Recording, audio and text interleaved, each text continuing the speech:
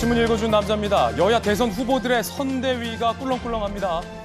일단 윤석열 후보는 김한길 전 대표를 영입하면서 김종인, 김한길, 김병준 삼각 김편대 구성을 완료했습니다. 그런가 하면 이재명 후보의 선대위 중진들은 선대위 쇄신을 위해서 자리에서 하나둘 물러나고 있습니다.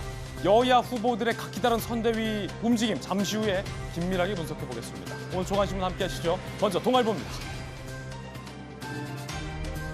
이재명 후보는 이재명의 민주당을 만들 것이다. 나의 색채 강한 민주당을 만들 것이다. 라고 위기의 선대위 대수술에 나섰습니다. 여당은 의원들은 선대위에서 물러나자라는 움직임, 선대위 19일 만에 대수술, 전국민 지원금을 철회한 것, 대장동 특검 등등 난맥 상황에서 이재명 후보와 송영길 당대표 간의 통화에서 스몰 캠프 별동대 꾸리겠다라고 합의했다는 겁니다. 잠시 후에 살펴보겠습니다. 이재명 후보의 위기의식의 발로다라는 분석이 많습니다. 다음 신문입니다. 이번엔 한국일보입니다. 김종인 고집마저 꺾었다. 삼김 선대위 관철시킨 후보, 윤석열 후보. 김병준, 김한길, 김종인 이 삼각 편대 드디어 윤석열 후보가 완료했다는 건데 당 내에서는 물론 우려의 목소리도 나옵니다. 너무 옛날 사람들이다라는 비판의 목소리도 있고 자세히 보니까 다 민주당 정부에 관계된 사람들로만 구성되어 있는 건 아니냐라는 당내의 목소리도 있습니다. 후보는 강행했습니다. 다음 신문입니다. 이번엔 경향신문입니다. 이재명의 대장동, 윤석열의 고발사주, 대선 후보 쌍특검 갈까요? 이재명, 윤석열 두 후보 모두 특검 수용을 시사한 바 있죠. 대장동과 고발사주 포함해서 한 번에 쌍특검이 이루어질 수 있다라는 이야기가 주말 동안 정치권에서 제기되고 있습니다. 여야 간의 수싸움은 벌써 들어갔습니다. 다음 신문입니다. 이번엔 조선일보입니다. 접종 후 3개월에서 5개월 항체 급감하는 614명에게 부스터샷이 시급하다라는 전문가 견해가 나왔습니다. 확진자의 36%가 60세 이상이고 4주 전보다 1.5배 이상 늘고 있다는 겁니다. 특히나 고령층이 접종한 아스트라제네카가 3개월 후에 항체의 절반 이상이 감소한다면 백신 효과가 절반 이상 떨어진다는 의미입니다. 지금까지 신문 읽어주는 남자였습니다. 오늘 아침 함께하신 전문가들 소개해드리겠습니다. 손정혜 변호사님 그리고 윤석열 후보의 김병민 대변인 나오셨습니다. 돌직구쇼 강철부대 부산의 전재수 의원, 언론인 출신의 한신대 김수경 교수 나오셨습니다. 모두 어서 오세요.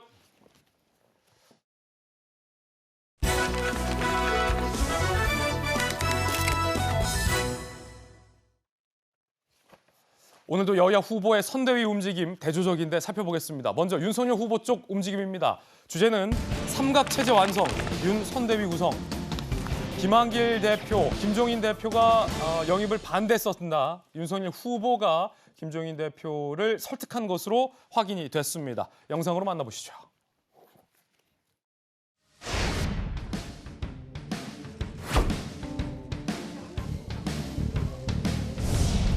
국민의힘과 함께하기를 아직은 좀 주저하시는 이런 분들, 소위 중도와 합리적 진보, 이분들이 모두 함께할 수 있는 그런 플랫폼을 또 마련해서 앞으로 정권 교체에 동참하시기로 이렇게 해주셨습니다. 생각을 많이 했습니다. 정권 교체를 통해서 새 시대를 여는 데에 저도 힘을 보태겠습니다. 국민의힘도 이제는 중원을 향해서 두려움 없이 몽골 기병처럼 진격했으면 좋겠습니다. 우리 국민의힘에 당장 이렇게 함께하기를 조금 주저되는 분들을 모시는 데는 그리고 또 좀 더 중도적이고 좀 합리적 진보를 포용할 수 있는 분으로서는 제가 우리 이분이 적임자가 아닌가 해서 사실 여러 차례 부탁을 드렸습니다. 당 대표의 비판 그리고 김종인 전 비대위원장의 반대를 꺾은 건 윤석열 후보 본인이었다고 합니다. 함께 보시죠. 김종인, 김병준, 김한길, 김종인 총괄선대위원장, 김병준 상임선대위원장, 김한길 새시대 준비위원장. 호칭은 이렇습니다. 직함이 맞게 되죠. 김병준 전 비대위원장, 김한길 전 민주당 대표, 김종인 전 비대위원장. 주말 내내 발로 뛰며 후보가 인선을 담판지었다. 김병준 영이 반대한 김종인 위원장의 뜻을 꺾고 관철시켰다. 국민의힘 관계자 윤 후보가 정치력을 발휘한 것이다. 20일 김종인 만날 때 김병준 대동한 것도 한 사례다라고 분석하고 있습니다. 자, 후보 대변인 나왔습니다. 김병준 대변인. 네, 이준석 대표가 굉장히 공개적으로 김한길, 김병준 두 인사에 대해서 비판을 했었고 김종인 위원장도 반대했었다. 글쎄 뭐 반대까지는 아니다라고 하셨지만 좀 불편하셨다. 근데 이거를 후보가 어떻게 설득했습니까? 일단 첫 번째로 김종인 위원장이 김한길 대표에 대해서 반대한 적은 없습니다. 예. 분명하게 얘기를 하면 그럼 둘 중에 김병준에 대해서는 반대했었군요. 특별한 반대 입장이라기보다는 예. 김종인 위원장이 아마 수차례 얘기했던 건 국민들 보시기에 조금 새로운 인물들 중심으로 선대위 구성들이 이뤄지는 것이 어떻겠는가 이런 고민들을 했던 것 같고요. 윤석열 후보의 고민은 새로운 시대의 새 인물도 중요하고 하지만 국민 통합의 정신 속에서 모두 다 함께 할 수 있는 선대위 구성에 대한 의지를 갖고 있었던 것 같습니다. 조금 전에 봤던 것처럼 20일 토요일 하루가 굉장히 긴박했던 것 같은데요. 사실 후보 일정이 비공개여서 예. 어디서 무엇을 하고 있는지 알 수가 없습니다. 그런데 한 보도 전문 채널이 카메라를 들고 김종인 위원장 사무실 앞에 대기를 예. 그러니까 흔히 기자들 말로 뻗치기라고 얘기를 하게 되는데 대기하고 있다가 있었던 모습들이 공개가 됐는데 그 자리에 김병준 위원장 그리고 김종인 위원장, 윤석열 후보가 같이 모여서 내용에 대한 담판을 진 것이 아니냐 이런 얘기들이 후보가 김병준 전 위원장을 예. 대동하고 김종인 위원장에게 찾아갔다. 예, 김종인 오. 위원장 사무실에서 만나서 의미 있는 결과를 도출했기 때문에 예. 어제 있었던 김한길 대표와의 만남도 공개가 되고 예. 그 자리에서 총괄 선대위원장은 김종인 그리고 상임 선대위원장에는 이준석 대표가 당연직으로 있지만 김병준 위원장도 함께하고 같이. 새 시대를 여는 준비위원장이 김한길 대표를 예. 함께하기로 결정했다는 빅뉴스를 어제 국민들께 알려드린 바 있습니다. 김병민 대변인이 저희 돌직구 출신이니까 한 가지 힌트를 주면 김한길 전 대표 말고도 민주당의 거물급 인사 영입 중인 분 있습니까? 거물급이나 뭐 사람에 대한 언급은 조금 어렵습니다만은 어제 있었던 김한길 대표의 예. 말에서 힌트를 좀 찾았으면 좋겠습니다. 정권 교체를 원하고 희망하지만 윤석열 후보가 국민의힘의 후보 아닙니까? 선뜻 국민의힘과 손을 잡기 어렵다고 생각하는 사람들에게도 같이 뭔가 김한길 대표의 이 활동이 메시지가 됐으면 좋겠다. 김한길을 보고 넘어와라. 예, 그리고 오. 여기에 대한 명칭도 단순히 과거에 우리가 보는 통합이 아니라 새 시대를 여는 준비위원장이거든요. 예. 우리가 정권 교체에서 좌와 우로 왔다 갔다 하는 것이 아니라 정말 새로운 정부를 향해서 함께 나아가자고 하는 그 뜻을 김한길 대표가 펼쳤기 때문에 이후로 과연 이 새시대 준비위원회는 어떤 분들이 오시는지 그 이후로 정권 교체를 위해서 더 많은 분들이 함께 할 수 예. 있는 그런 기대를 갖고 있습니다. 지금 말 들어보니까 힌트를 좀 준 것 같아요. 누군가 더 민주당 인사 영입을 지금 공들이고 있는 느낌이 확 드는데 전재수 의원님, 김한길 전 대표, 김병준 전 비대위원장 다 그 잘 아셨던 낯익으셨던 한 집에 계셨던 분들이잖아요. 어떻습니까? 예, 아주 가깝게 예. 겪어본 분도 있고 또 우리 당 대표 하실 때 또 제가 국회의원 출마한 적도 있고 그렇죠. 다 아는 분들입니다. 또 한 분은 뭐 너무나 잘 아는 분이고 예. 이제 윤석열 후보께서 국민들에게 어떤 모습을 보여주겠다 그 뜻은 알겠습니다. 뭔가 이제 통합 뭐 이게 뭐 이런 것을 이제 국민들에게 보여주겠다라는 그 뜻은 알겠는데. 근데 제가 한번 찾아보세요. 저도 하도 오래돼가지고 찾아보니까 김종인 대표 위원장님은 1940년생이세요. 예. 그리고 1981년도에 첫 국회의원을 합니다. 그 다음에 이제 그 김한길 전 민주당 대표님 같은 경우 53년생이고, 그리고 이분은 99년도에 청와대 수석을 합니다. 그리고 김병준 위원장 같은 경우는 54년생이고요. 예. 2004년도에 노무현 대통령이 계실 때 청와대 정책실장을 합니다. 그러니까 81년도에 했던 분, 99년도에 했던 분, 2004년도에 했던 분, 더더구나 이제 김한길 대표는 이제 김대중 정부에서, 그리고 김종인 위원장은 또 이제 노태우 정부에서, 그 다음에 김병준 위원장은 노무현 정부에서. 그러니까 뭔가 이게 통합의 메시지, 뭔가 좀 뭐 참신하고 뭐 좀 이게 정치 신인이잖아요. 그러면은 정치 신인이 가장 큰 무기는 아무래도 뭔가 좀 변하지 않는 세상에 변화를 줄 수 있고 참신한 이미지 이런 거 아니겠습니까?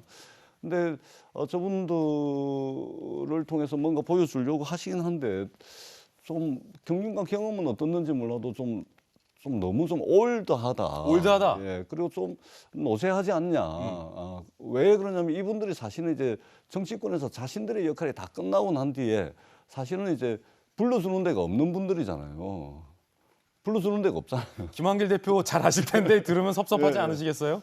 그 사실은 이제 민주당에서는 더 이상 어떻게 할 수가 없습니다. 예. 왜냐하면 이미 정치인으로서 자기가 가지고 있는 어떤 시대적 사명 또는 시대적 에너지를 이미 이제 다 소진했기 때문에 사실상 민주당에서 저분을 어떻게 영입해가지고 뭐 하겠다라고 하면 국민들이 뭐라 생각하겠습니까?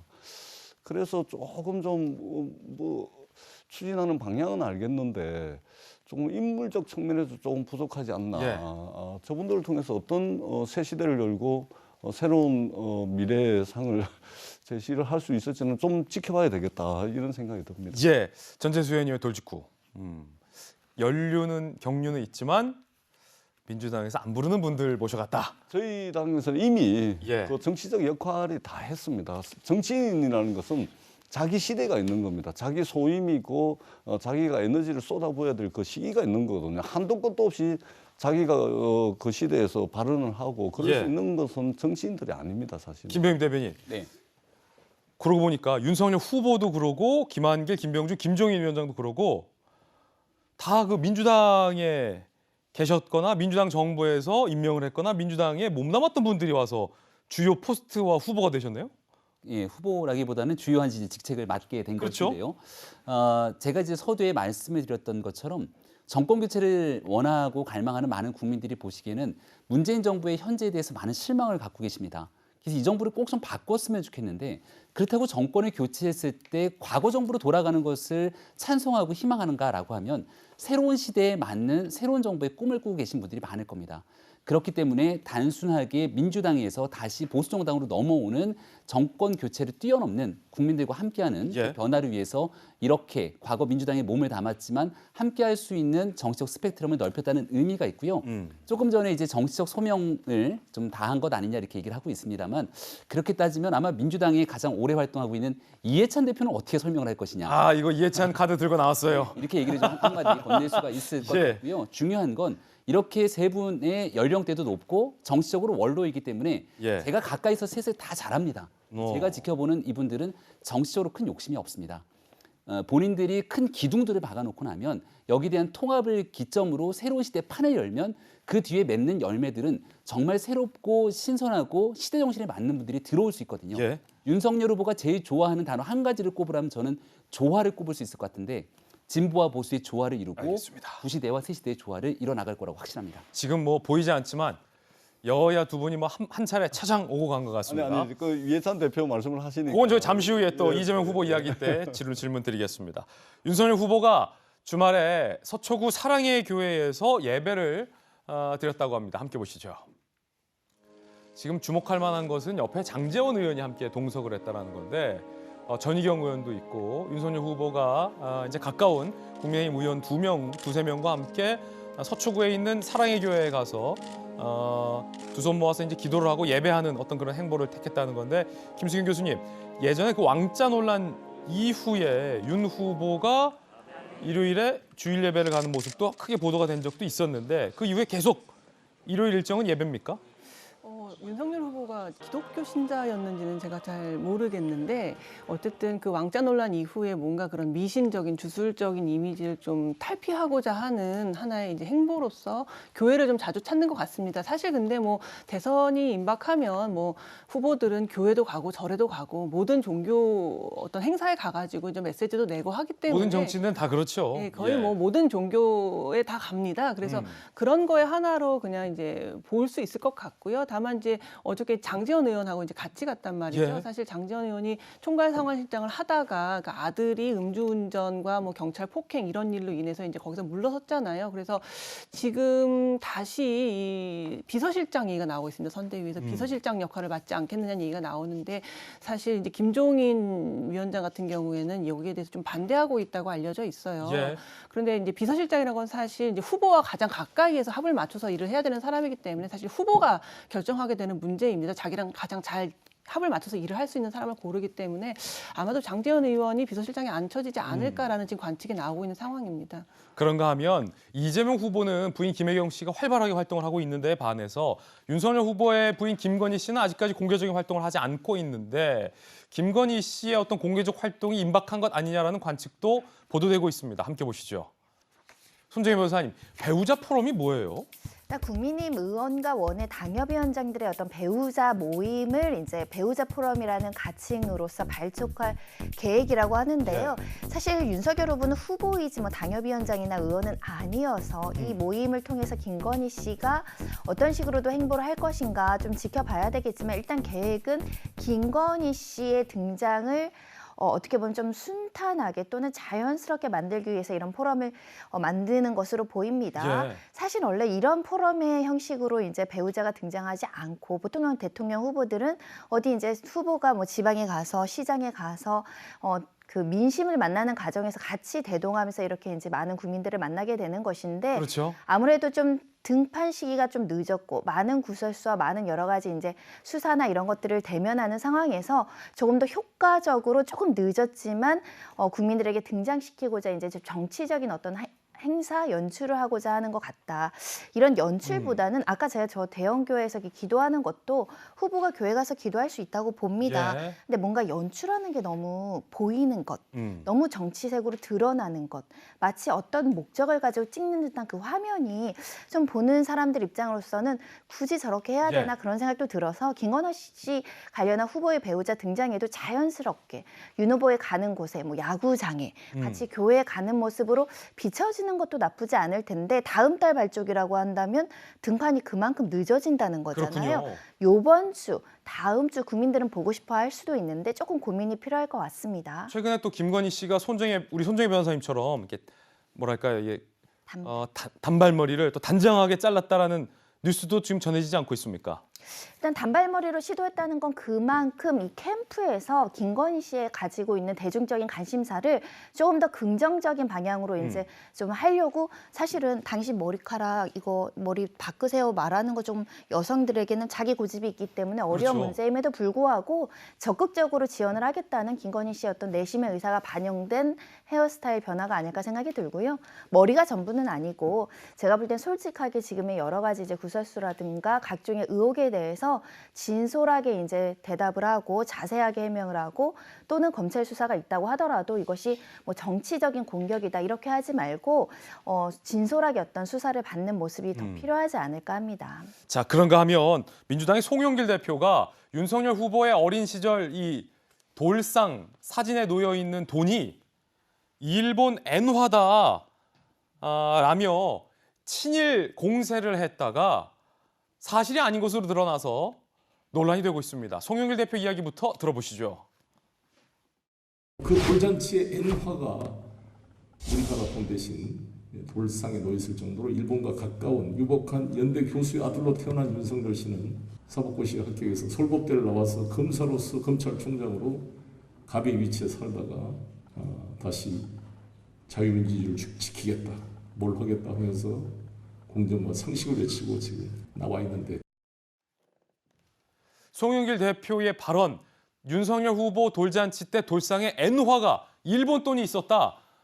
이건 언론도 사실은 미처 못 봤던 부분인데 송영길 대표가 유심히 봤나 봅니다. 그 엔화 사실일까요? 팩트 체크해봤습니다. 알고 봤더니 1960년 한국은행이 발행한 천환권, 우리나라 돈이에요, 우리나라. 천환으로 확인이 됐습니다. 그런데 얼핏 보면 옛날 돈이라 디자인이 엔화처럼 비슷하게 보였던 것 같기도 해요. 어쨌든 민주당 송영길 대표는 실수를 인정하고 유감을 표했다라고 바로 정정을 하는 해프닝이 일어나기도 했습니다. 김병민 대변인, 네. 돌상에 엔화가 있다. 일종의 어떤 친일 공세인데 결국 사실이 아닌 것으로 드러났습니다. 어떻습니까? 사실관계 한 번만 확인했으면 이런 일이 일어나지 않았겠죠. 더불어민주당이 어떤 정당입니까? 가짜 뉴스에 대해서 징벌적 손해배상이 필요하다고 그토록 주장했던 정당인데 예. 그 정당의 대표가 스스로 나서서 가짜 뉴스를 만들었으니까 이런 모순과 아이러니가 어디 있습니까? 그래서 송영길 대표는 이런 가짜 뉴스 생산하는 데 대해서 어떻게 징벌적 손해배상을 할 것인가 물었더니 진솔한 사과가 일단 필요하지 않겠습니까? 예. 근데 본인이 진솔한 사과가 아니라 대리 사과를 하게 됩니다. 과거에 상대 정당에 문제가 있을 때마다 사과의 진정성을 운운했던 정당의 대표이기 때문에 더더군다나 아쉬움이 굉장히 큰데요. 송영길 대표가 과거에 발언을 잘못하고 나서 문제가 커지고 나니까 대리 사과, 본인의 사과가 아니라 대리 사과를 했던 적들이 또 있죠. 저는 공당의 대표로서 잘못된 부분들이 있으면 깨끗하게 인정하고 미안하다. 그리고 두 번 다시 이런 일이 발생하지 않도록 하겠다는 진심 어린 유감의 표명을 왜 송영길 대표 입에서 들을 수 없는지 대단히 안타깝고요. 이런 식의 진정성 있는 사과가 없게 되면 같은 일 또 발생할 수 있기 때문에 참 유감입니다. 전재수 의원님, 이거를 누가 잘못 알려준 건가요? 당대표에게? 일본 돈이 있습니다. 친일파입니다. 이렇게? 저도 뭐 그 경위는 잘 모르겠는데 잘못한 겁니다. 잘못한 것에 대해서는 두말이 필요가 없습니다. 사과를 해야 되고 그리고 저런 일이 생기지 않도록 노력을 해야 된다고 생각을 합니다. 그리고 설사 돌상에 저게 N화였다 하더라도 설사 엔화라 하더라도 N화라 하더라도 저것을 친일로 몰아가기 돌상이잖아요. 이제 한 살짜리 이 돌잔치 하는데 N화가 올라와 있다고 윤석열 후보가 친일이다 이렇게 하는 것은 또 논리적으로 비약입니다. 차라리 그것이 아니고 일본이 사실은 이제 자민당이 굉장히 우경화됐잖아요. 굉장히 이제 극우화가 돼 있는데 이 평화헌법을 수정을 해가지고 전쟁할 수 있는 나라로 나아가고 있는 것이 사실이고 그런 차원에서 이제 한일 관계가 경색된 측면이 있습니다. 한일 관계에 경색된 모든 원인 제공자가 대한민국 정부라고 이렇게 비판하는 것은 그걸 가지고 비판을 충분히 할 수 있다고 생각을 합니다. 그런데 돌잔치에 이제 사실관계도 틀렸을 뿐더러 논리적으로 비약하는 것은 별로 뭐 좋아 보이진 않는다. 잘못한 것은 확실하게 잘못한 것이고 사과드리는 것이 맞겠다. 제가 또 민주당 국회의원이니까 이 자리에 나와서 송영길 대표를 또 대신해서 사과드린다는 말씀을 다시 한번 드리겠습니다. 책임 있는 전재수 의원의 또 돌직구 발언까지. 잘못된 건 잘못된 거죠. 예. 자, 그런가 하면 늦은 사과가 나온 분이 한 분 또 있습니다. 바로 한준호 의원이 김혜경 씨와 김건희 씨의 국격, 영부인의 국격의 평가 잣대로 아이 출산 여부를 삼았던 것 관련해서 늦은 사과를 했습니다.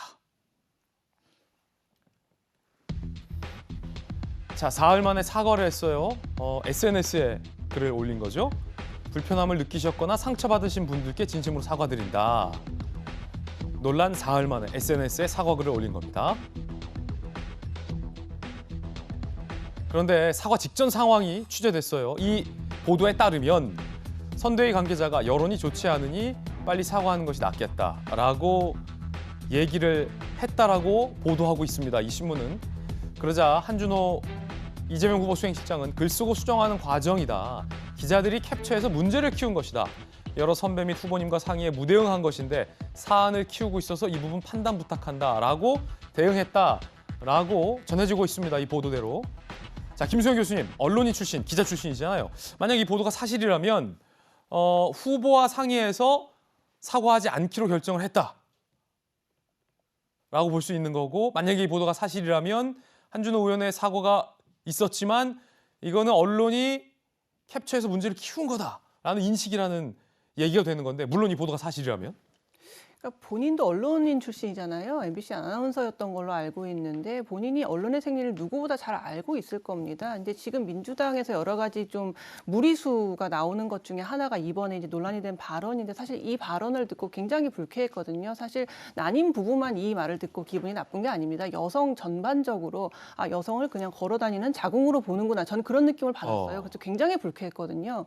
그런데 이제 그게 이제 문제가 되고 여론이 좋지 않으니까 이제 사과하는 게 좋겠다라는 얘기가 나왔을 때, 물론 사과는 했지만 알고 보니 이게 언론에서 문제를 키운 거다. 내가 수정을 하려고 하고 있는데 언론이 그새 그 자기의 글을 캡처해서 유포했고 그게 언론 문제라고 얘기를 하고 있는데 사실 지금 민주당에서 여러 가지 지금 무리수가 나올 때마다 전가의 보도처럼 들고 나오는 것 중에 하나가 친일파 아니면 언론이에요. 이건 다 친일파들의 문제다라는 식으로 아까도 그 윤석열 후보의 돌상 사진에 해프닝이 있었고 또 이번에는 언론이 이거를 잘못 얘기하고 있는 거다라고 얘기를 하는데 저는 이러한 언론관은 정말 잘못됐다고 생각합니다. 본인이 언론의 생리를 가장 잘 알고 있는 사람 중에 하나인데 잘못을 했으면 정말 진솔하게 자기가 생각이 짧았다라고 얘기하면 그만일 것은 언론에서 이렇게 자기 말을 왜곡하고 잘못 이야기해가지고 자기의 사과가 있었음에도 불구하고 일이 커진 거다라는 식으로 탓하는 것은 올바른 자세가 아니라는 생각이 듭니다.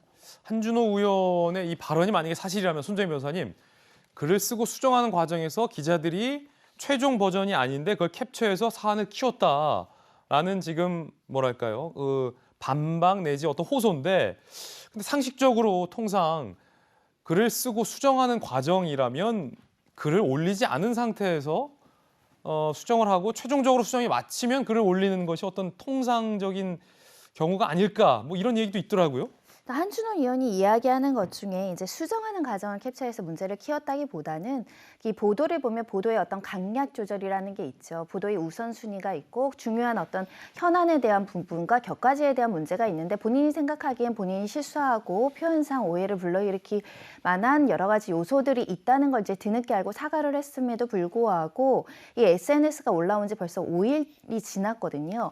5일째 이 사람이 쓴, 이 의원이 쓴 이거에 이제 지속적으로 언론이 비판이 있다고 한다면 똑같은 잣대로 이제 예를 들면 윤 후보 측에서 그 캠프 측에서 이제 실언이 나오거나 인권 감수성이 부족한 어떤 발언들이 계속 있어 왔거든요. 예. 그걸 양면적으로 이제 보도의 양을 비교했을 때 한준호 의원이 실수한 건 맞지만 이 실수의 보도의 양이 상대 진영과 비교했을 때 너무나 차이가 있다. 이게 기울어진 운동장이다. 이렇게 이제 보고 있고 또 일부는 기울어진 운동장을 볼 여지도 있는 상황이라서 이 기자들이 키운 것이다. 이런 해명하고 있다고 보이는데요.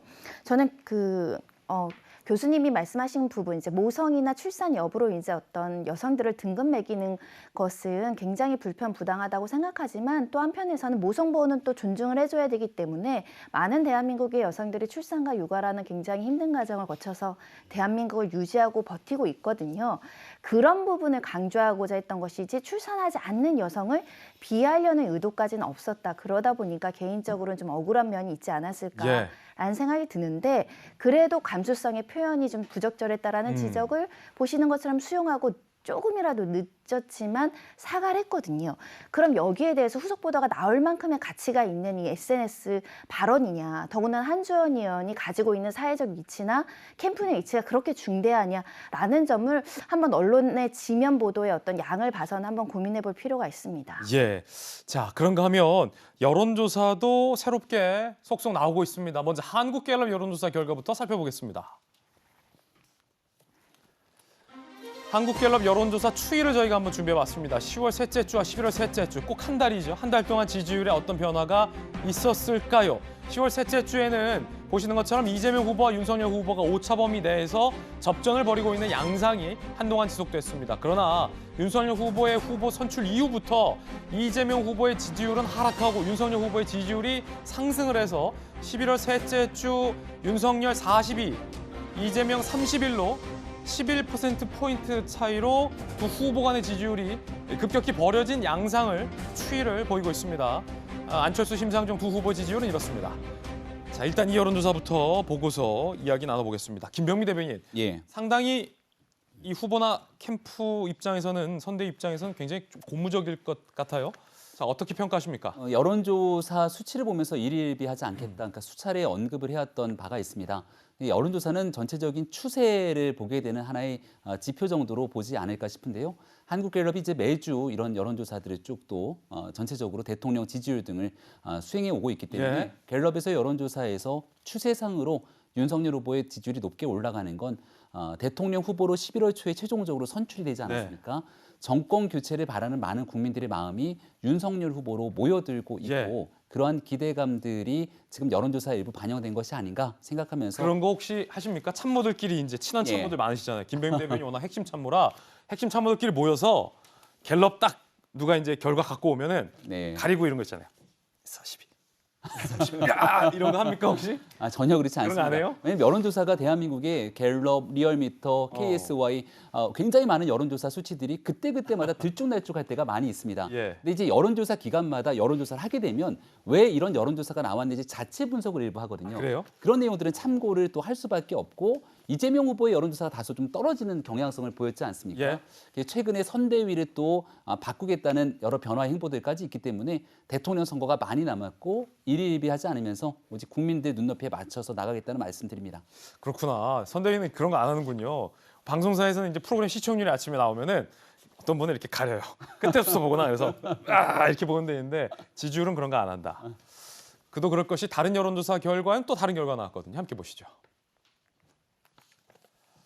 자, TBS가 의뢰하고 KSOI가 실시한 여론조사 결과는 이번에 이재명 39.5, 윤석열 40.0으로 오차범위 내에서 박빙으로 결과가 발표됐습니다. 전재수 의원님, 뭐 어떤 게 맞는 겁니까? 저는 저 39.5%를 저는 믿지 않습니다. 아, 그래요? 예, 예.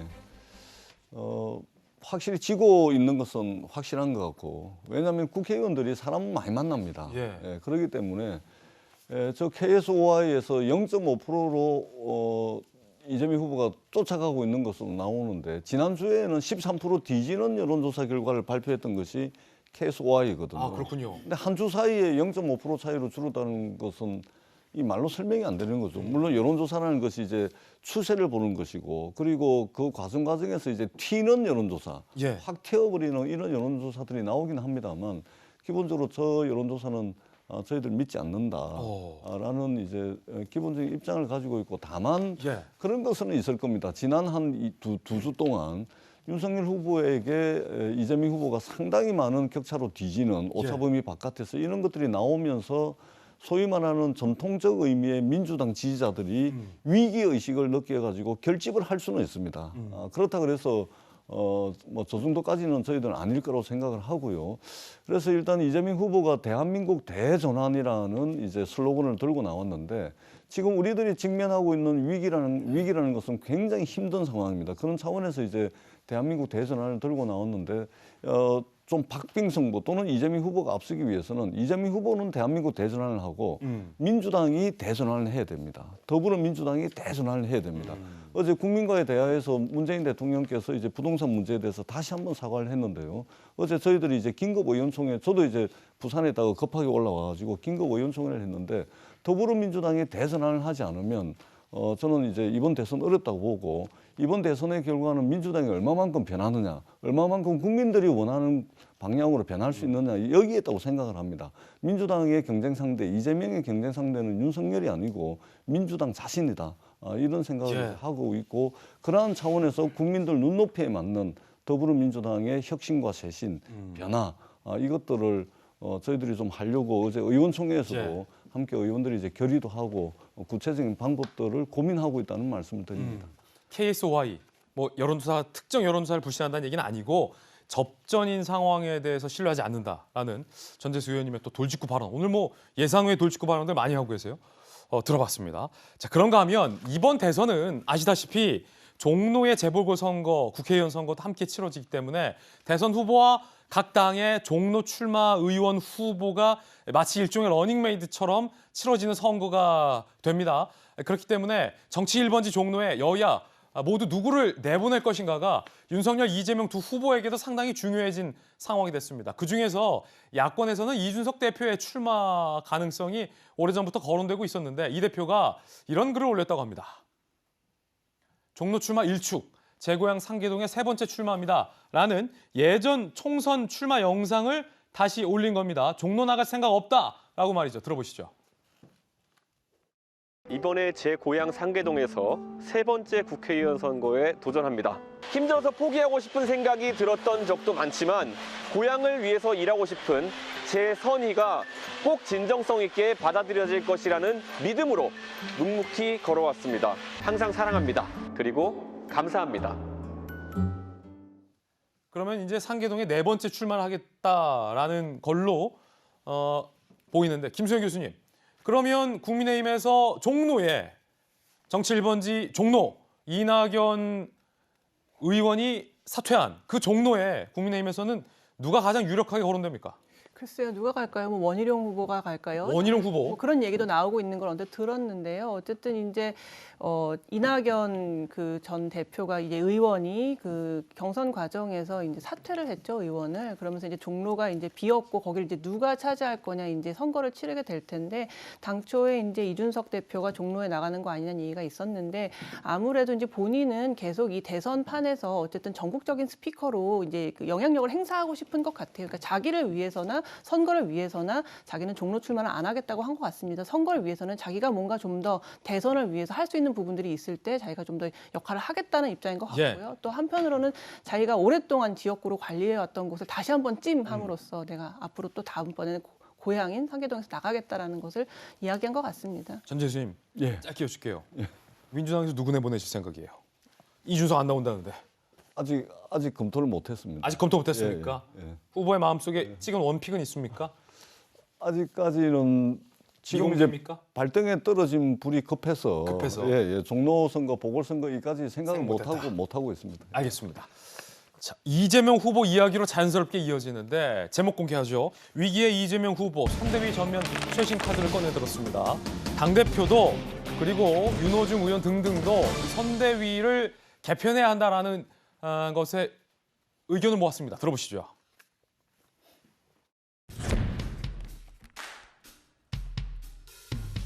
우리 민주당이 잘 안 움직인다 이러한 평가가 있는 것 같습니다. 후보께서도 민주당과 선대위에 대해서 재탄생의 범가는 강력한 쇄신을 요구하고 있습니다.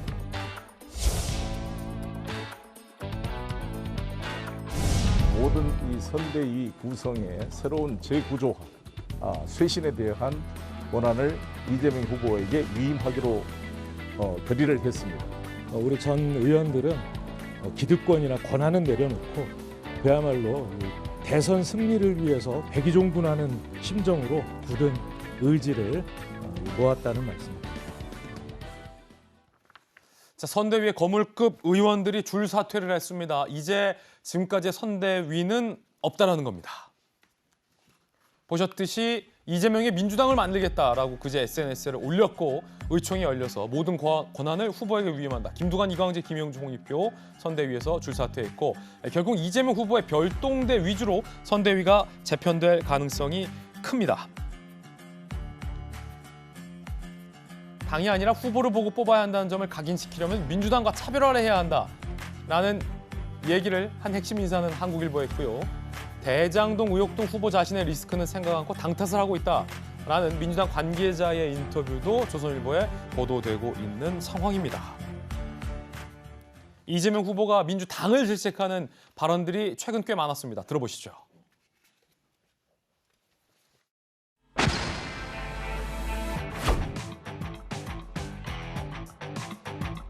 민주당이 너무 안일하게 움직인다. 그리고 해야 될 일 제대로 하는 건지 좀 의문스럽다. 이런 지적들이 많아요. 이제 완전히 새롭게 시작해야 되겠다. 저도 우리 더불어민주당이라고 하는 큰 그릇 속에 점점 갇혀 갔던 거 아닌가 하는 생각이 들었습니다. 맞나요? 민주당에 동화되는 이재명 후보가 아니라 이재명이라고 하는 대선 후보를 선택해준 국민과 당원의 뜻에 따라서 민주당도 반성하고 혁신해야 된다. 민첩하고 또 가볍고 기민한 대응 체계를 만들어야 되겠다. 자, 손정희 변호사님, 지금 위기의식이에요. 이대로는 안 된다는 겁니다. 여론조사 접점도 믿지 않는다. 전대수 의원 나왔습니다. 지금 선대위 민주당의 메머드급 의원들 다 들어가 있는 건데 지금 후보 생각은 이거 필요 없다는 겁니까? 새로운 인물들이 좀 필요해서 새로운 정치를 하겠다라는 어떤 인식에서 비롯된 방향 전환이다 이렇게 해석해야 될 것 같은데요. 국민의힘과 비교를 한다면 국민의힘은 뭐 많은 지적과 이제 비판도 있었지만 어찌됐든 중량급 인사들로 어떤 정권에 대한 반한을 좀 나눴잖아요. 여러 명, 뭐 삼김이라고도 표현이 되는데 여러 명한테 나눴는데 민주당은 한 명에게 정권을 행사하도록 이제 집중을 하고 그게 후보가 이제 리더십을 강력하게 발휘할 만한 토대를 만들겠다. 그리고 그다음 해야 될 것은 새로운 인물을 발굴해서 기존의 선대의 기성 정치인들보다는 새로운 정치인을 할 수 있는 신인들을 이제 발굴하고 여러 가지 메시지를 내겠다고 하는데 좀 지켜봐야 될 것 같습니다. 권한이 한 사람한테 집중되면 그만큼 책임이 집중돼서 문제가 생겼을 땐 그 사람 책임이 커지는 것이고요. 권력이 분산돼서 권력의 독점으로 인한 폐해는 없어질지언정 제대로 된 어떤 신속한 결단력이 안 나올 수도 있어서 양 당이 선택한 선택지가 나중에 국민들한테 어떻게 받아들일지는 좀 지켜봐야 될 것 같은데 민주당의 성공 요인은 새로운 인물, 그러니까 국민들이 바라는 새로운 인물, 그리고 신선한 인물, 그리고 국민들이 원하는 인물을 찾느냐, 그게 굉장히 중요해 보입니다. 앞서서 이해찬 대표에 대해서 김병민 대변인이 우리 쪽 노예하다고 하는 전재수 의원께 이해찬 대표가 더 노예하지 않냐 그러니까 이제 네. 했잖아요. 이해찬 대표가 지금 맞습니까? 지금 선대위 분위기 이런데? 네, 그러니까 사실관계가 이제 틀린 것이죠. 그러니까 이제 윤석열 후보가 말하자면 김종인, 김병준, 김종인. 김한길. 예. 말하자면 이제 7, 80대 분들을 전면에 세웠단 말입니다. 그리고 민주당에 계시던 분들로 그렇게 말씀을 드렸더니 이제 우리 김병민 대변인께서 이제 이해찬 말씀을 하셨는데 이해찬 대표는 선거의 전면에 나서지 않습니다. 직함 안 맞습니까? 예, 상임 고문이고요. 그래서 상임 고문들이 한 8분 정도 계십니다. 그렇기 때문에 당의 상임 고문반을 하나 만들면 거기서 이제 여러 가지 조언을 하시는 것으로 이제 그렇게 됐고, 그리고 이해찬 대표는 아직 60대입니다. 그리고 그 삼김이라고 하시는 분들은 예, 7, 80대고요. 60대입니다. 그렇기 때문에 이해찬 대표가 훨씬 동생이다. 예, 그래서 알겠습니다. 이제 뭐 이제 선거의 전면에 나서지도 않을 뿐더러 그렇다는 말씀을 드리겠습니다. 이재명 후보가 부부애를 연일 과시하고 있다라는 보도가 나오고 있습니다. 깜짝 통화도 이뤄졌고 보고 싶다라는 말도 나오고 있다고 하고 시장에도 함께 동행하고 있다고 합니다. 남다른 부부애를 이재명 후보 측이 어필하고 있는 겁니다. 함께 보시죠. 여러분, 충북의 사위 말고 충북의 딸 왔습니다. 딸. 이재명!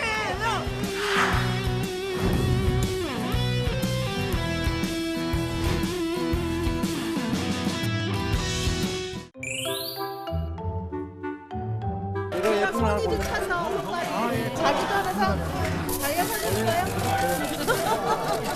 제가 평소에 다른 곳에 드린 거라도.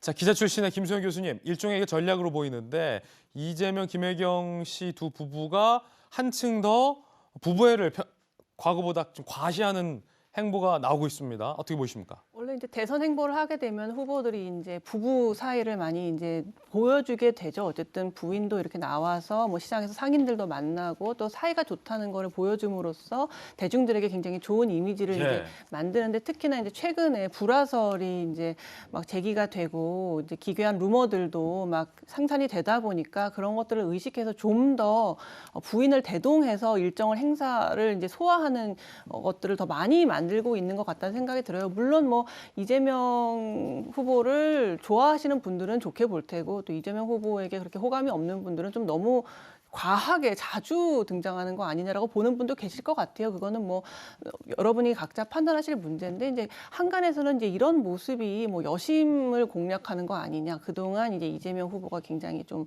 뭐 형수욕설이나 뭐 스캔들 때문에 여성의 표를 많이 얻지 못하고 있는데 이런 모습을 보여서 여심을 공략하는 거다라는 분석을 하는 분들도 계신데, 저는 그거에는 조금 반대하고 싶은 게 뭐냐면은 여성들이라고 해서 그저 저렇게 자상한 모습 보여주고 따뜻한 남편이라는 모습을 보여준다고 해서 표를 주지는 않습니다. 여성들도 당연히 정책 중요하고요. 국방 외교 어떻게 정책 편이 중요하기 때문에 저런 걸 단지 뭐 여심을 잡기 위한 전략이다라고 저는 보고 싶지는 않습니다. 예, 특히 이제 호칭이 자기야라는 호칭이 유독 눈에 띕니다. 그 젊은 이제 부부들과 이재명 후보가 이 약간 힐링 캠프 같은 데서 면담을 한 때도 김혜경 씨의 어떤 사고 이후 첫 통화가 이루어졌었는데 그때 김수현 교수님, 김혜경 씨의 어떤 통화 수화기 너머로 건너온 호칭도 이재명 후보를 향해서 자기야였어요. 그러니까 평소에 자기야라는 호칭을 하는 것 같아요. 시장에서도 자기야라는 표현이.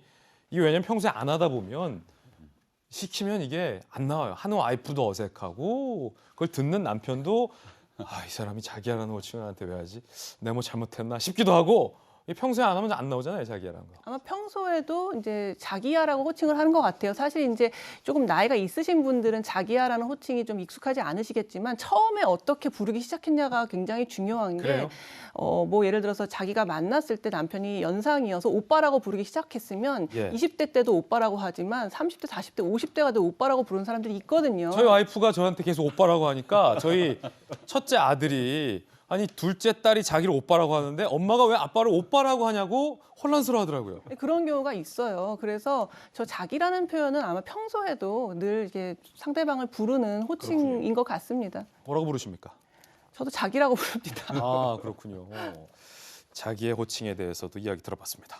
자, 그런가 하면 경기도 비서관, 이재명 후보의 오랜 시절 비서관을 지냈던 경기도 전 비서관, 최근 악성 괴담에 이 인터넷 유저들을 고소하기도 했었던 김모 비서관도 대장동 아파트를 분양받았다라는 기사가 나왔습니다. 이재명 후보의 최측근으로 알려진 김모 전 경기도 비서관, 최근 루머에 대해서 네티즌들을 법적 대응했죠.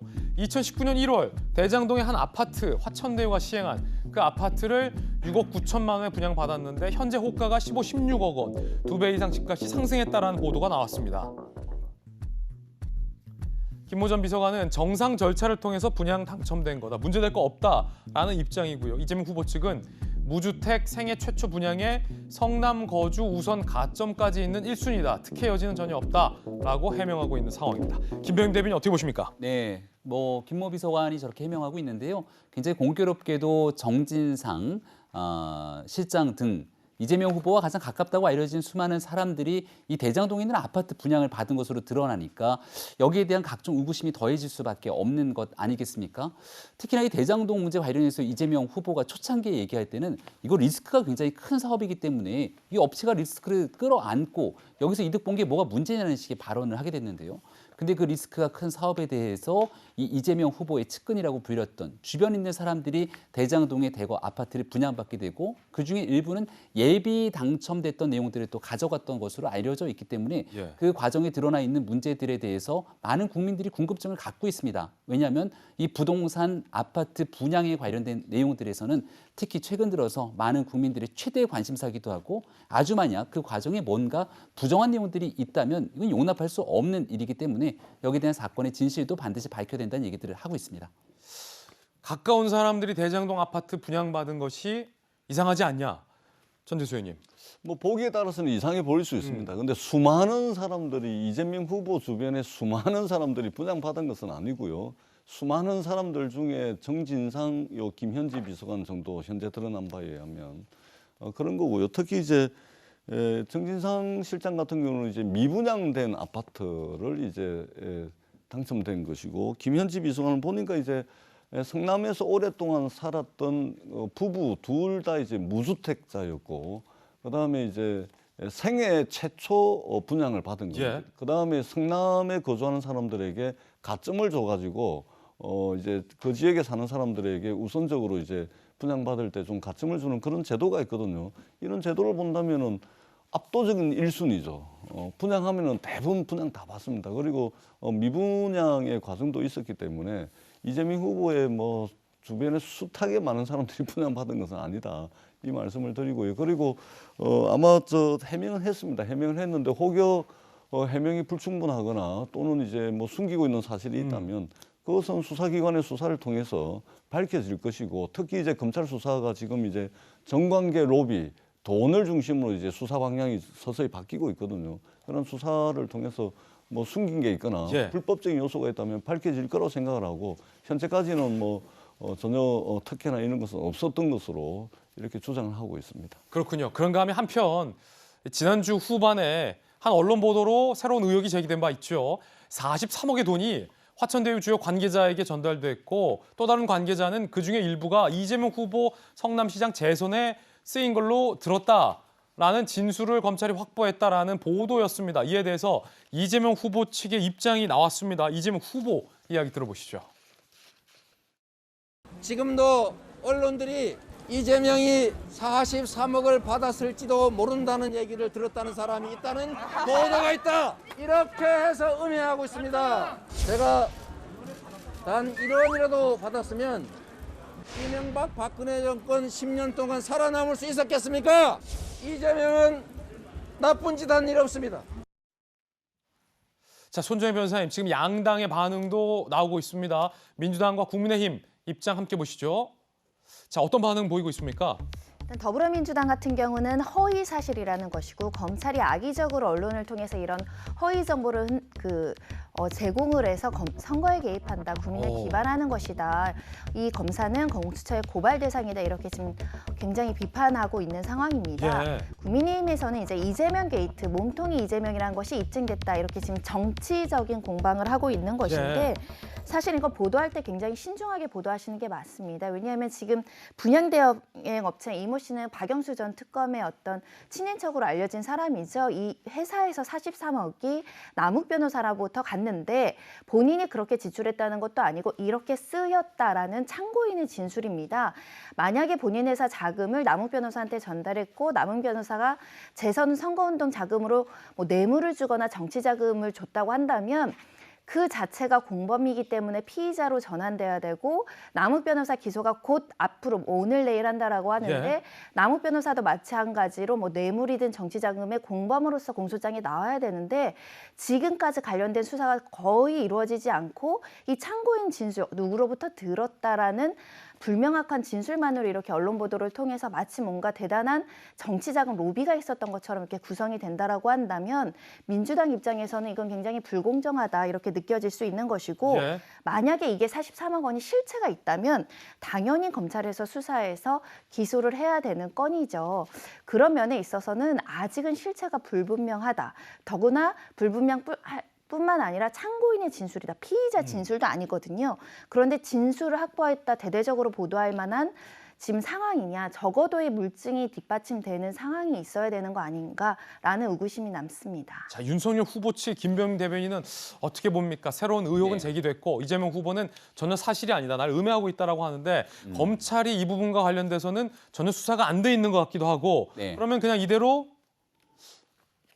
수사가 안 되고 그냥 끝나게 되면 국민들의 특검에 관한 요구들은 더 높아질 텐데 특검이 만약 들어가게 되면 검찰이 제대로 수사했는지를 확인할 수밖에 없기 때문에 일부러 기록을 남기기 위해서 이 43억 얘기가 나온 것은 아닌가 이렇게 보도하고 있는 상황들도 있습니다. 정확하게 여기에 한 법조인 이렇게 해서 대장동 사건이 특검으로 넘어가면 범죄단서 포착하고도 수사하지 않은 경우 직무유기가 될 수 있기 때문에 형식적으로 물어보고 기록에 남겼다는 의심이 든다. 이런 얘기가 있는데요.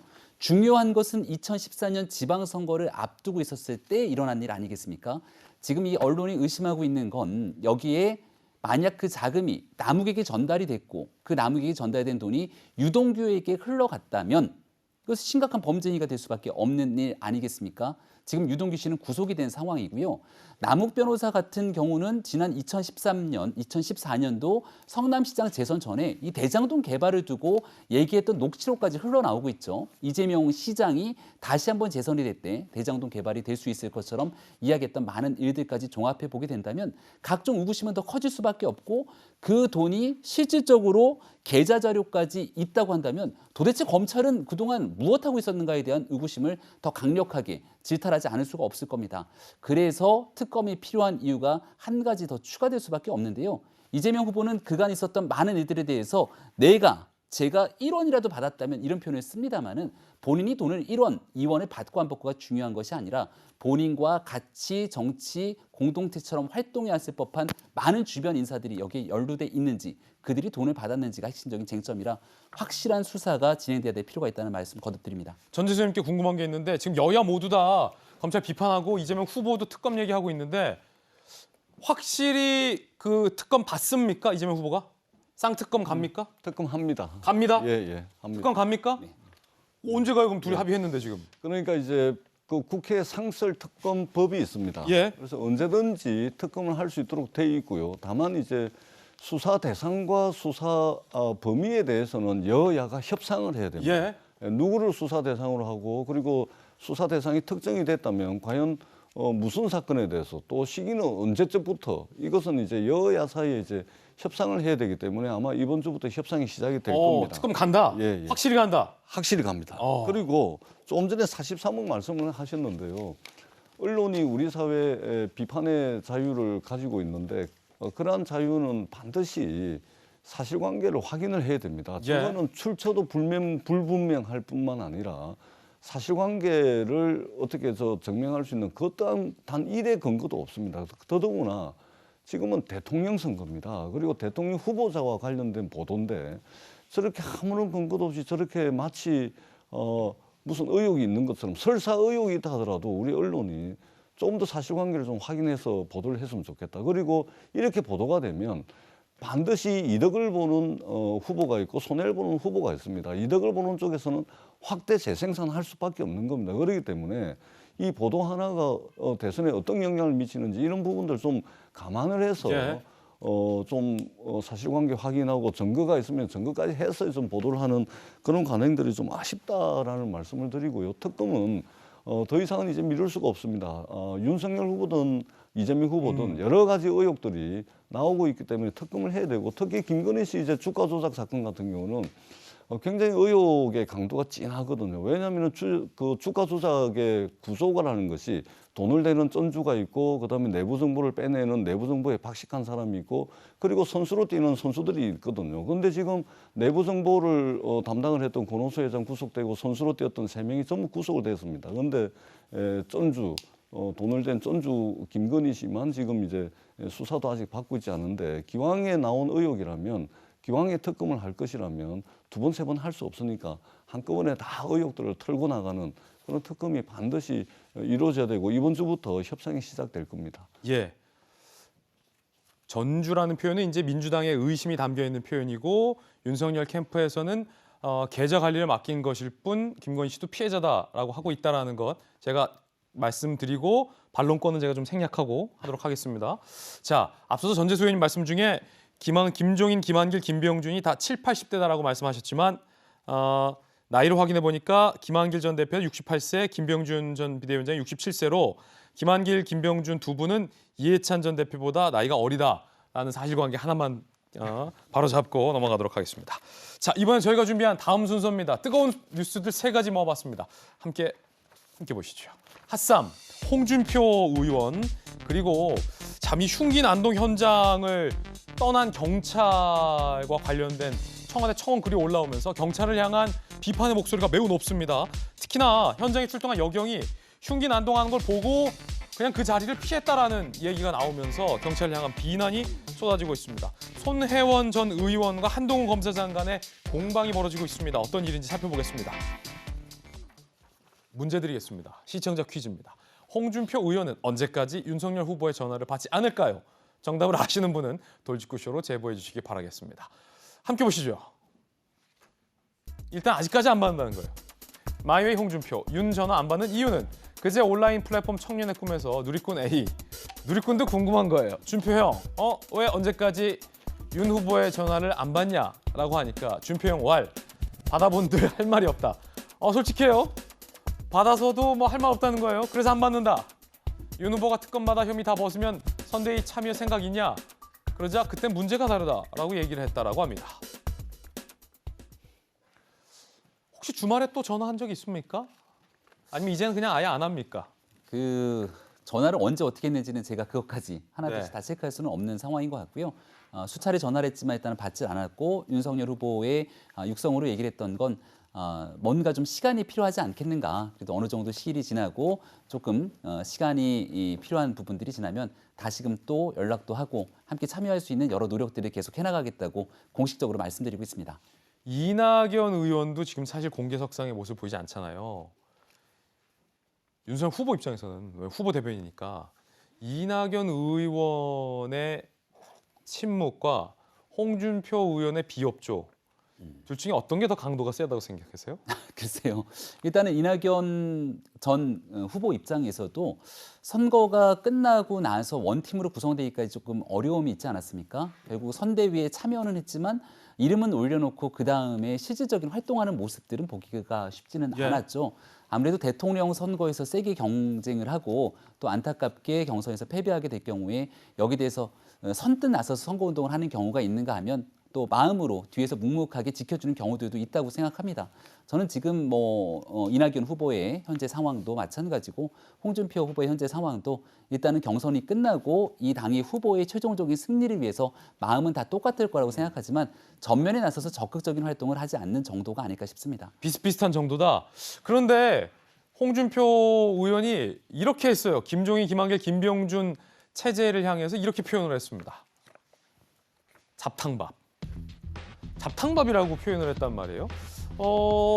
그러면은 좀 얘기가 달라지지 않을까요? 사실 잡탕밥, 손정혜 변호사님, 잡탕밥은 사실 굉장히 맛있는 음식이고 잡탕밥 좋아하시는 분들도 많은데 지금 홍준표 의원이 쓴 잡탕밥은 어떤 의미로 보이십니까?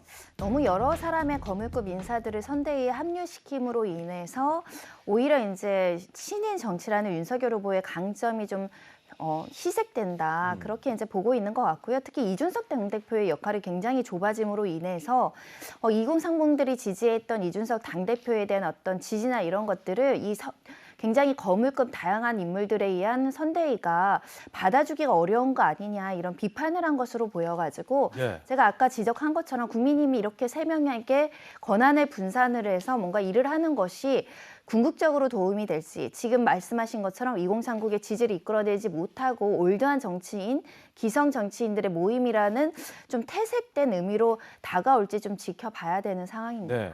김병준 대변인, 네. 이낙연 의원은 전 대표는 잡탕밥이다 뭐 이런 거 안 하잖아, 이런 비판. 홍준표 후보가 좀 더 비협조적이지 않습니까? 홍준표 후보가 저희 공식적인 석상에서의 발언이 아니라 청년들과의 대담 아닙니까? 예. 홍준표 후보는 청년들과 함께 소통하는 정치를 강조하고 있는 것 같습니다. 그러다 보니까 우리가 조금 SNS 상에서 더 이렇게 즉문즉답의 형태로 짧게 또 유머 있게 얘기하는 경우들도 분명히 존재하고 있기 때문에 홍준표 후보가 공개 석상에서의 발언이 아니라 청년들과의 즉문즉답에서 나왔던 여러 가지 얘기들인 점들을 좀 감안했으면 좋겠다는 생각이 들고요. 예. 이렇게 나왔던 얘기가 혹시 자칫 왜곡돼서 해석될 수 있는 기사 보도가 나가고 나면 네. 홍준표 후보는 또 정권 교체에 대한 뜻의 변함이 없는 내용들을 강조하기도 하거든요.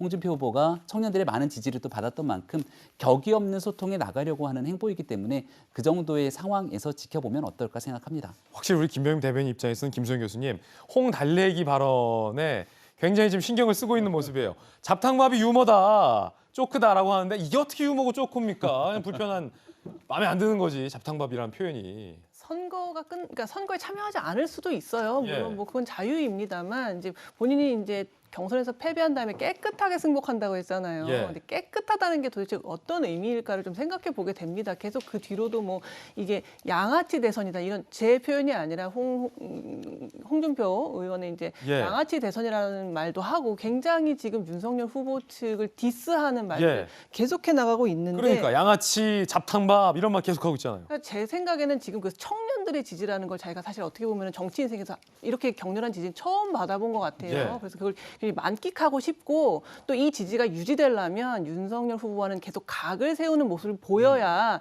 이 지지가 계속될 거라고 생각하기 때문에 어쩌면 이런 모습을 계속 보여주고 있지 않나 하는 생각이 좀 듭니다. 김수영 교수께서 보시기에는 언론 출신이시니까 끝끝내 홍준표 후보가 윤석열 선대위에는 도움을 주지 않을 걸로 보이십니까? 끝끝내 그럴 수는 없을 것 같고요. 사실 이 청년의 지지가 얼마나 실체가 있는지 이게 정말 계속돼서 나의 향후 정치 행보에 지지 기반이 돼줄 수 있다는 판단이 들면 물론 그럴 수도 있겠지만 사실 그러지 않을 가능성도 높거든요. 대선이 계속 가까움에 따라서. 그래서 이런 것들이 좀 잦아들면서 본인도 앞으로의 정치 행보도 생각해야 되기 때문에 언젠가는 결국 윤 후보 측에 뭐 적극적으로 합류하진 않더라도 지지하는 모양새를 보이지 않을까 하는 생각이 듭니다. 예전에 안철수 대표가 문재인 후보와 단일화한다고 하고서 미국 갔잖아요. 독일인가요? 미국 같죠. 미국 갔나요? 그래서 그때 논란이 있잖아요. 약간 그 정도 수위로 예상한다는 말씀이신 거죠? 홍준표 후보가 없더라도 그 정도 수위로. 없더라도 그렇게 적극적으로 하진 않을 거다. 하지는 않을 것 같다라는 제 그냥 개인적인 생각입니다. 그래서 김병임 대변인 이 꽉 깨물었어요 지금. 자, 문득 그러고 보니 이낙연 전 의원은 뭐 하고 계실까 궁금합니다. 두문불출, 공개 지원 안 하고 있어요. 윤석열 전두환 옹호 발언 비판이 전부입니다. 민주당 의원은 이 전 대표 선대위 출범식에서 이재명 동지라고 했고 상임고문 맡았다. 할 수 있는 거 다 했다. 이 말은 앞으로 안 하겠다 아무것도. 라는 말로 해석되고 있습니다. 홍준표 후보 회동 거부하고 있고 전화도 안 받고 있고 만나지도 않고 있고 잡탕밥 얘기하고 있고. 전재수 의원님, 이낙연 전 대표도 홍준표 후보의 소위 뒤끝처럼 이게 좀 오래돼 갖고 있는 거 아닙니까? 이낙연의 뒤끝.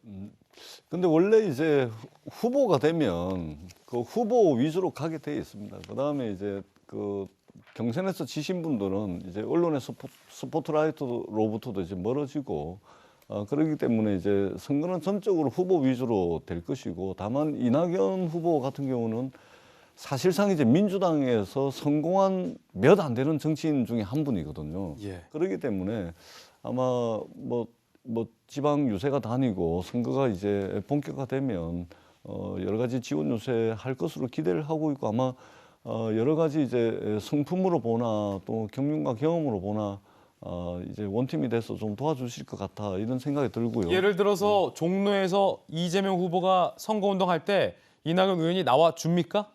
그럴 겁니다, 아마. 예. 아, 그럴 겁니까? 예, 왜냐하면 이낙연 후보를 옆에서 지켜봐 왔잖아요. 그럴 거다. 그러니까 이제 품격이 아닌 정치적 행위와 은행들은 잘 안 하시는 거거든요. 그렇기 때문에 아마 하실 거고, 홍준표 대표님 같은 경우는 사실은 이제 정치공학적으로 보자면 당연히 윤석열 후보를 도와야 됩니다.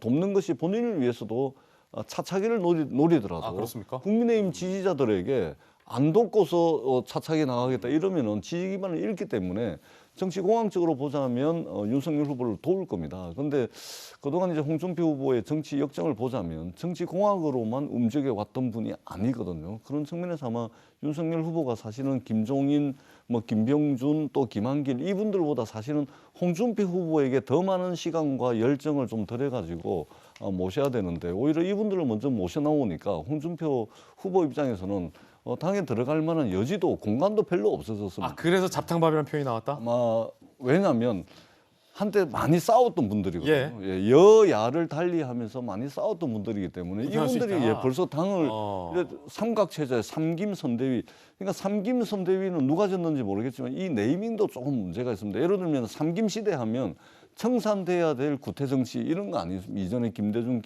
김종필, 김영삼. 근데 저 삼김선대위는 아마 캠프에서 짓지는 않았을 테고 언론에서 졌을 텐데, 삼김선대위를 해자 되는 것도 알겠습니다. 그렇게 좋은 이미지는 아닌 것 같습니다. 두 번째 뉴스는 지금 경찰을 향한 비판의 목소리가 상당히 높은데, 흉기난동 현장을 경찰이 그냥 이탈했다라는 글이 올라왔기 때문입니다. 무슨 일이 있었던 걸까요? 흉기난동 현장 떠난 경찰. 지난 15일 인천 남동구 A씨가 위층 사는 주민이 층간소음 문제로 찾아와 소란 피운다라는 신고가 있었습니다.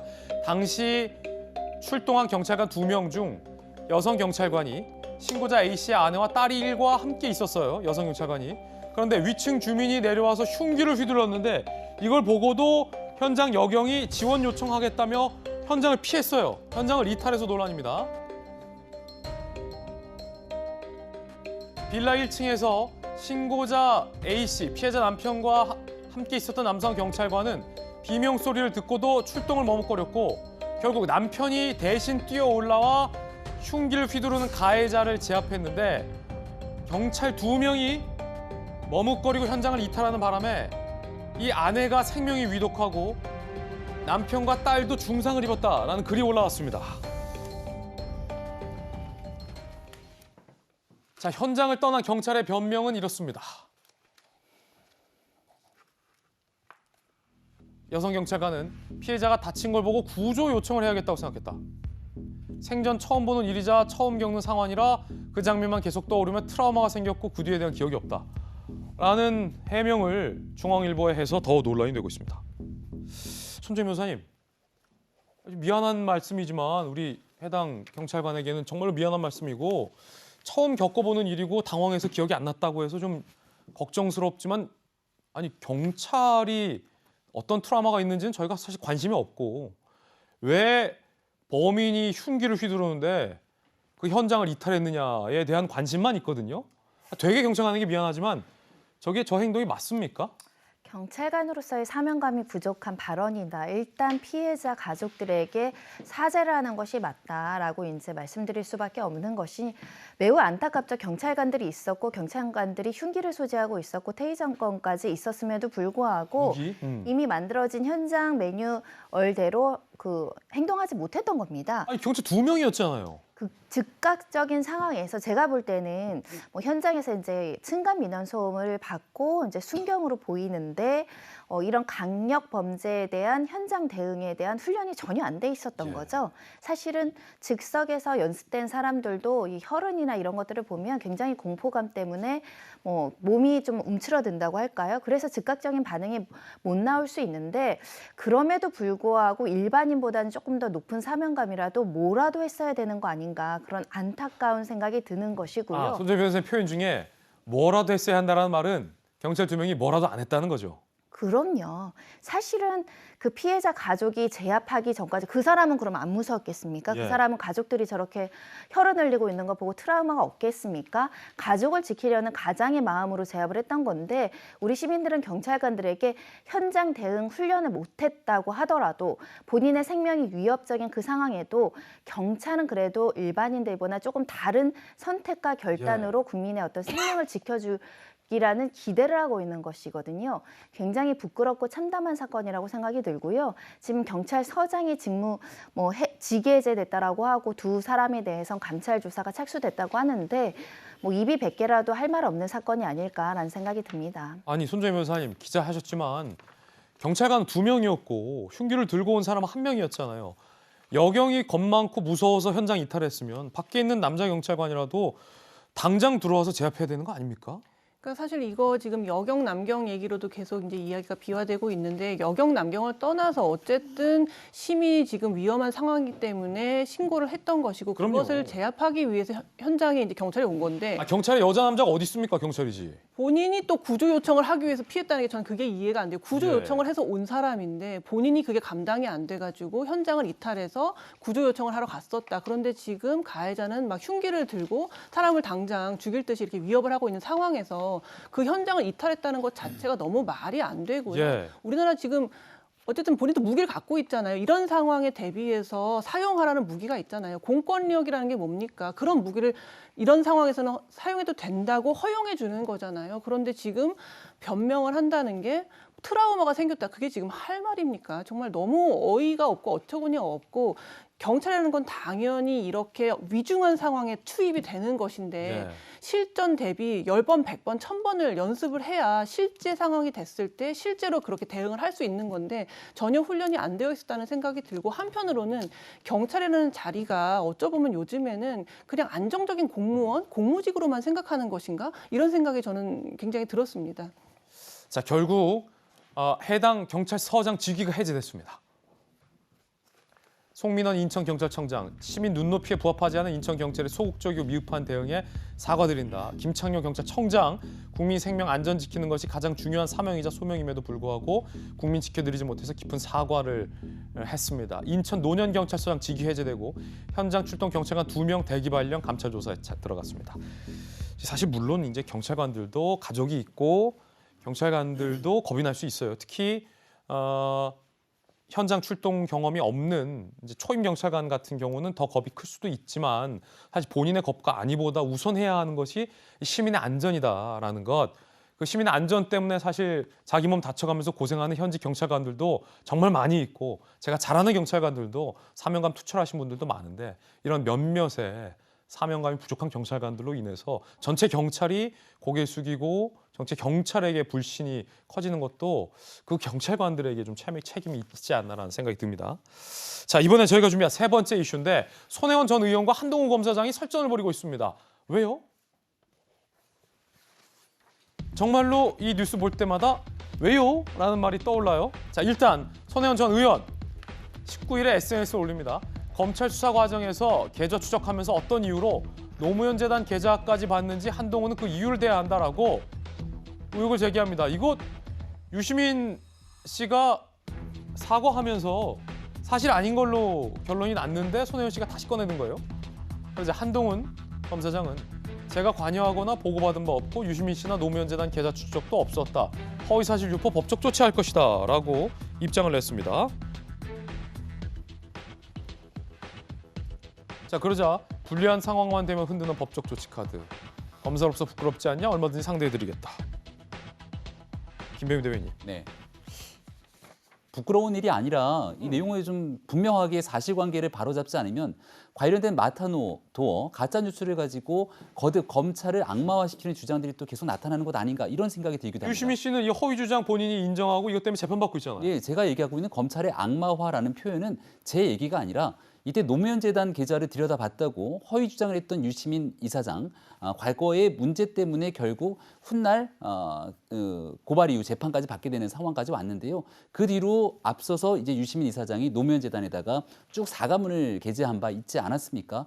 전혀 있지도 않은 사실을 가지고 거짓된 주장들을 펼쳐나갔기 때문에 여기에 대해서 사과를 했는데 손혜원 전 의원의 주장 같은 경우에는 노무현 재단 계좌를 또 들여다본 것처럼 얘기를 하고 있습니다만 여기에 대해서 한동훈 검사장이 또 다시 요목조목 반박을 하고 나섭니다. 그러니까 지금 현재 자칫 잘못 검찰이 뭔가 무리하게 정치화된 상황 속에서 노무현 재단의 계좌를 불법으로 들여다본 것처럼 오인하게 될 요지가 있기 때문에 여기에 대해서는 어느 정도 확실하게 확인된 사항이 아니면 정치인들 입장에서는 좀 분명하게 말을 조심할 필요가 있지 않는가 생각합니다. 유시민 이사장이 가짜 뉴스다라는 것을 시인했기 때문에 손혜원 전 의원은 왜 유시민 이사장에 따르더라도 이 가짜 뉴스를 계속 유포하는 거죠? 그러니까 이제 사실은 이제 유시민 전 이사장 재판에서 지금 급반전이 이루어진 것이죠. 그러니까 이제 그래요? 예, 한동훈 검사장이 이전에 이제 노무현 재단 계좌에 대해서 이제 거래 내역을 본 적이 없다라고 해가지고 유시민 이사장이 사과까지 했지 않습니까?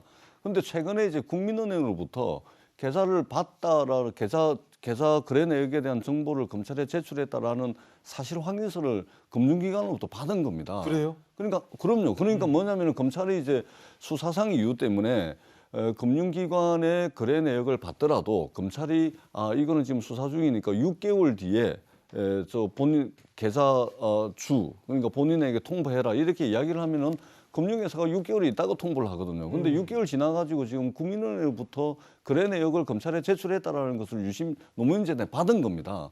그렇기 때문에 한동훈 검사장이 사실은 그때 당시 이제 거짓말을 한 것이 맞는 것이죠. 근데 이것은 어떻든 재판에서 극반전이 이루어진 것이긴 한데 어떻든 저는 이 한동훈 검사장은 지금 공무원입니다. 예. 차관급 공무원이에요. 근데 사사건건 무슨 이야기만 터지면 더더구나 검찰 출신이고 법을 잘 아는 사람인데 법적 조치 운운하고 그다음에 현직 공무원입니다. 공무원이 이 아무리 여권 인사에 뭐가 잘못됐다 하더라도 이 공무원이 사사건건 그냥 이게 정치에 다 지금 발언들 다 내놓고 있는 겁니다. 도대체 대한민국 공무원이 저렇게 해도 되는지 저는 굉장히 의아스럽고 이거는 여야를 떠나서 그런 겁니다. 어느 당이 집권하든 간에 아니 차관급 공무원이 모든 현안에 대해서 발언하고 모든 문제가 생기면 법적 조치하겠다고 하고 아니 그러면은 그만두고 하시든지 차관급이잖아요. 그렇기 때문에 저는 대한민국 공무원으로서 한동훈 씨를 저는 참 이해하기가 어렵다 이런 생각을 가지고 있습니다. 자, 여의 다른 의견 들어봤습니다. 국민은행 어떤 그 고지사실이 과연 손혜원 전 의원이 주장하는 것처럼 노무현 재단 불법 계좌를 본 것인지 한동훈 검사장의 주장대로 전혀 그런 게 없고 황당망상인지는 좀 재판부의 결과를 통해서 좀 가려내야 될 것 같습니다. 이번에 저희가 준비한 다음 주제입니다. 문재인 대통령이 임기 내내 자신 있다고 했었던 부동산 문제에 대해서 결국은 아쉽다라고 후회를 했습니다. 부동산 정책, 문재인 정부의 부동산 정책은 성공하지 못한 겁니다. 이야기 들어보시죠.